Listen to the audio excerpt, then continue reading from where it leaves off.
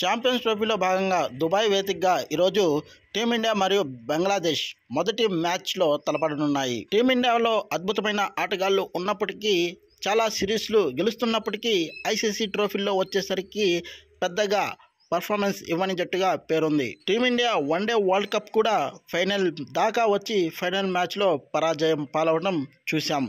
ఇక మరింత కసిగా టీమిండియా రోహిత్ సారథ్యంలో ఈసారి ఐసీసీ ట్రోఫీ సాధించాలని జట్టులోని ప్లేయర్లందరూ మంచి కసిగా కనిపిస్తున్నారు.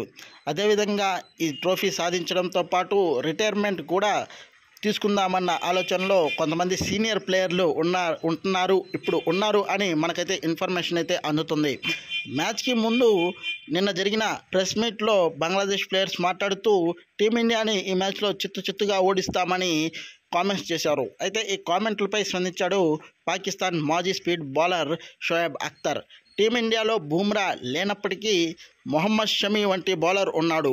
అయితే అతన్ని తక్కువ అంచనా వేస్తే మీరే నష్టపోతారు అని బంగ్లాదేశ్ ప్లేయర్లని హెచ్చరించాడు. మీరందరికీ గుర్తుండే ఉంటుంది, ఓడిఐ వరల్డ్ కప్లో మొదటి 4 మ్యాచ్ల్లో షమిని తీసుకున్నప్పటికీ చివర 3 మ్యాచ్లు తీసుకుంటే తను ఎలాంటి పర్ఫార్మెన్స్ చూపించాడో మీరందరికీ తెలిసే ఉంటుంది. కాబట్టి మొహమ్మద్ షమిని రెచ్చగొడితే మీకే నష్టం అని బంగ్లాదేశ్ ప్లేయర్లని హెచ్చరించాడు షోయబ్ అఖ్తర్.